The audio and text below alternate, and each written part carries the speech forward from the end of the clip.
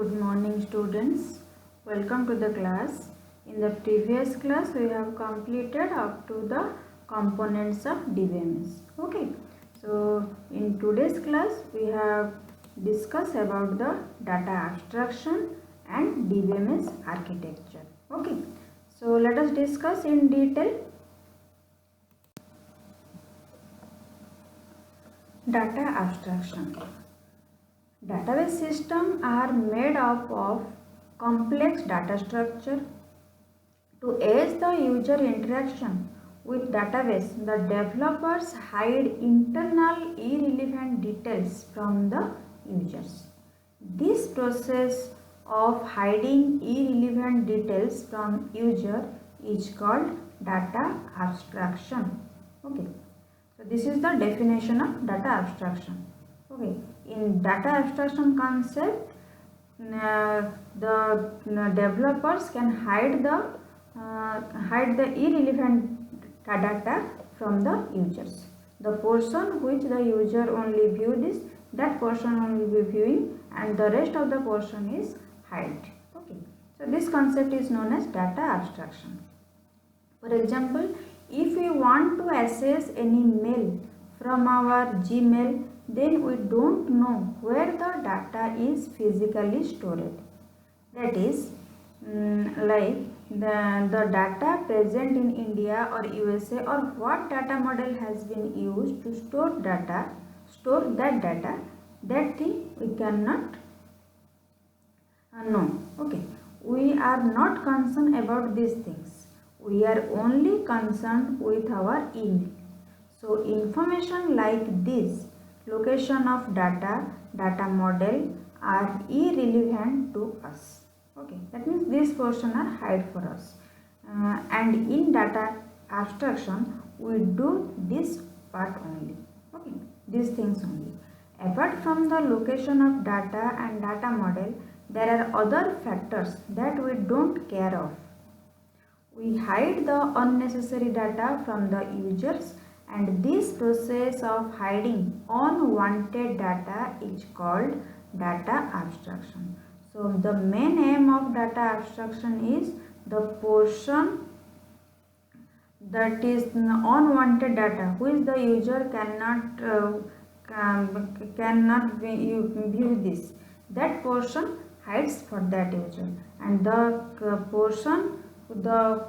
portion which is the user only view this, that portion only visible. Okay, there are mainly three levels of data abstraction, and we divide into three levels in order to achieve data independence. Okay, data independence means user and data should not directly interact with each other.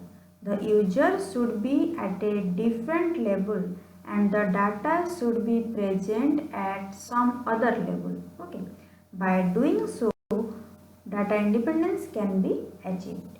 So let us see in details what are the three levels of data abstraction. First one is our view level, second one is our conceptual level, third is our physical level. So this is the diagram of level of data abstraction. Physical level is your internal level, conceptual level is our middle level, and view level is our external level. Okay, or yes, external level. Okay, and these three levels are we have known that this is the three level of data abstraction. So what are the functions of these three levels? Let us discuss in one by one. First one is our view level. View level is our highest level of data abstraction. This level describes the user interaction with database system. And second one is our logical level. This is the middle level of three level data abstraction architecture. It describes what data is stored in the database. Third one is our physical level. This is the lowest level of data abstraction. It describes how data is actually stored in database, and you can get the complex data structure details at this level. Okay, so this is the function of view level, logical level and physical level. So for example, let us discuss these three levels using examples. Okay. For example, let's say we are storing customer information in a customer table. Okay. At the physical level, these records can be described as blocks of storage such as bytes, gigabytes, terabytes, etc. in memory. Okay. These details are often hidden from the programmers. Where it is stored, these portions are hidden from the programmers. Okay. And this is your concept of physical level. Okay. Next we discuss about the logical level.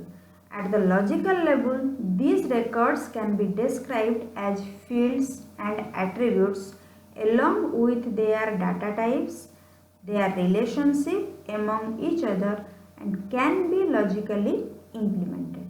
The programmers generally work at this level because they are aware of such things about the database system. Okay.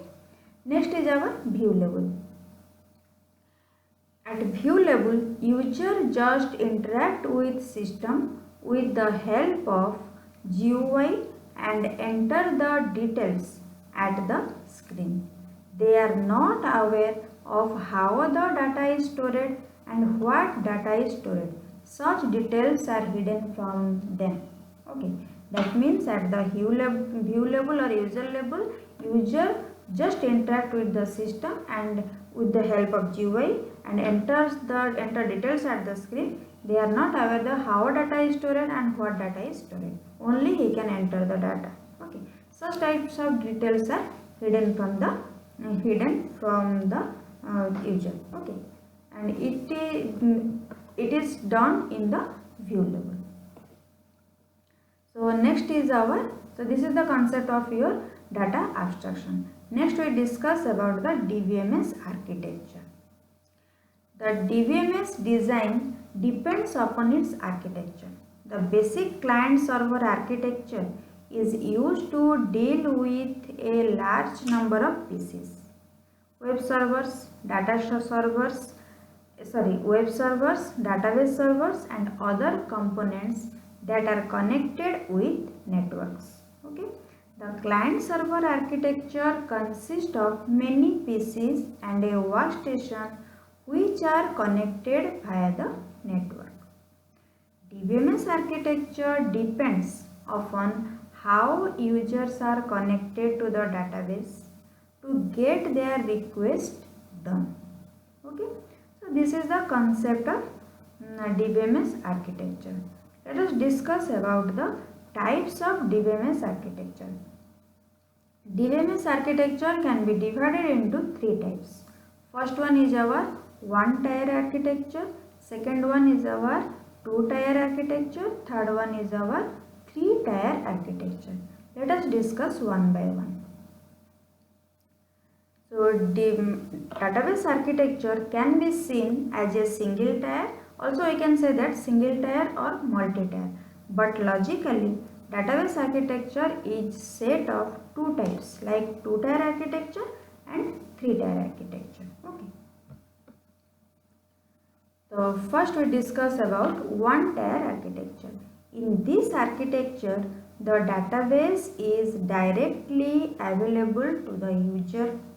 It means the user can directly sit on the DBMS and use it. That means directly interact with the DBMS. Any changes done here will directly be done on the database itself. It doesn't provide a handy tool for end users. The one-tier architecture is used for development of the local application where programmers can directly communicate with the database for the quick response. Okay. So this is the concept of about one-tier architecture. Let us discuss two-tier architecture. The two-tier architecture is same as basic client-server architecture. In the two-tier architecture, applications on the client and can directly communicate with the database at the server side. For this interaction, APIs like ODBC and JDBC are used. Okay. The user interface and application program are run on the client side. The server side is responsible to provide the functionalities like query processing, transaction management. These two functions are done at the server side. Okay. To communicate with the DBMS, client side application establishes a connection with the server side. Okay. So this is the concept of about two-tier architecture. Here is the diagram of two-tier architecture. This one is your server and this one is your client. In the client, user can interact with the server through the application. Okay. Next is our three-tier architecture. The three-tier architecture contains another layer between the client and server. In this architecture, client can't directly communicate with the server. But in two-tier architecture, client can directly communicate with the server. But here in three-tier architecture, client cannot directly communicate with the server. The application on the client end interacts with an application server which further communicate with the database system. That means in three-tier architecture, client can interact with the server through the database system, communicate with the database system. End user has no idea about the existence of the database beyond the application server. The database also has no idea about any other user beyond the application.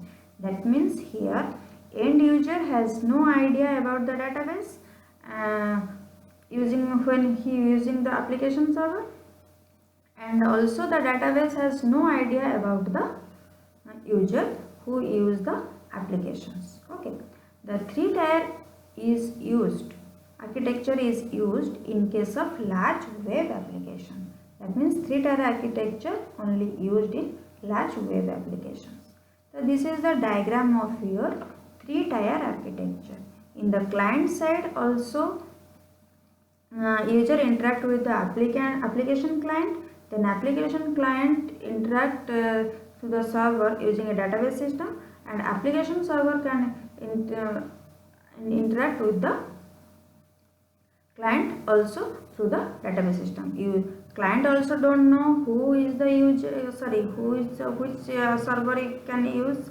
Okay, जैसे कि हम लोग यहाँ पे लिखे end user has no idea about the database and also database has no idea about the user. Okay, so in this way three-tier architecture can work. Okay, next concept is our three schema architecture.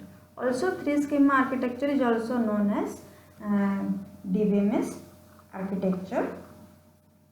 Okay, three level architecture also we also know this. The three schema architecture, also called ANSI and Spark architecture or three level architecture. This framework is used to describe the structure of a specific database system.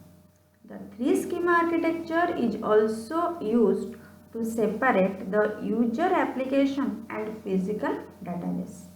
The three schema architecture contains three levels. It breaks the database down into three different categories. And also in the three level there are three types of schema are used. So in the three schema architecture, the three levels are: first is your internal level, conceptual level and external level. Okay, in the internal level, internal schema is used. In the conceptual level, conceptual schema is used, and in the external level, external schema, number of external schema are used. Let us discuss one by one. So in the above diagram, this is the diagram of your DBMS architecture, and the diagram is mapping is used to transform the request and response between various database level of architectures. Mapping is not good for small DBMS because it takes more time. Okay.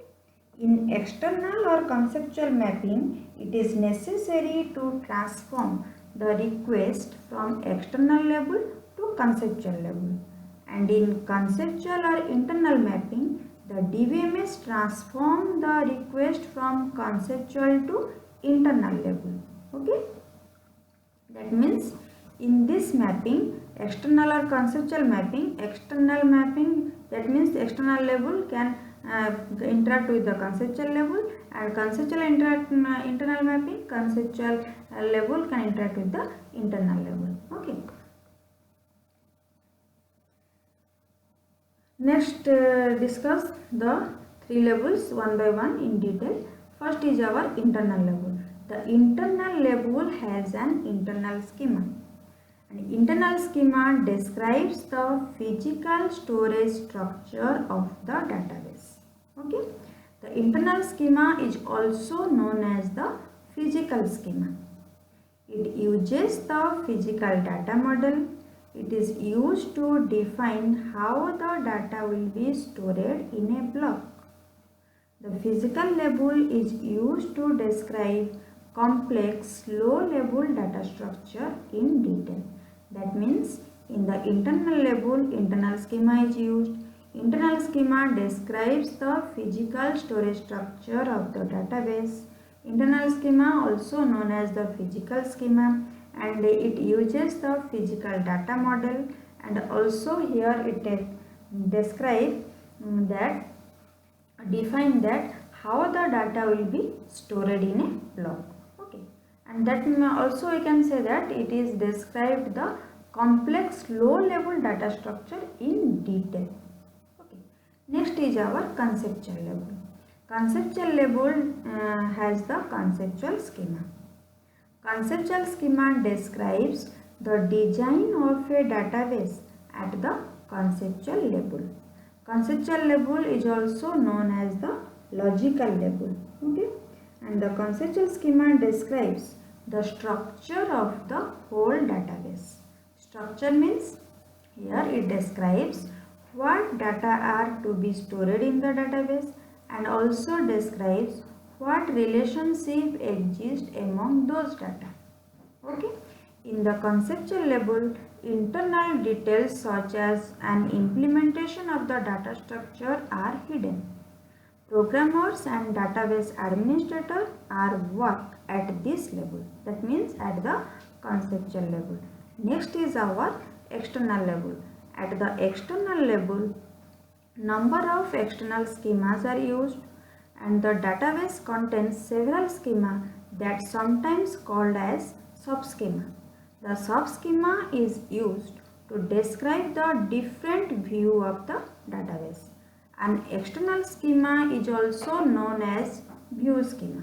Okay, each view schema describes the database part that a particular user group is interested and hides the remaining database from that user group. Okay, the view schema also describes the end user interaction with the database system. That means in the external level, number of external schemas are used. The external schemas are also known as subschema, and the subschema is used to describe the different view of the database. Okay. Also, you know that this is a also you can say that the view schema, and each view schema describes the part of a database that a particular user group is interested and hides the rest of the part from that user group. Okay, so this is the concept of three schema architecture. Okay, so that's all in this class. The next topic we will discuss in the another class. Okay.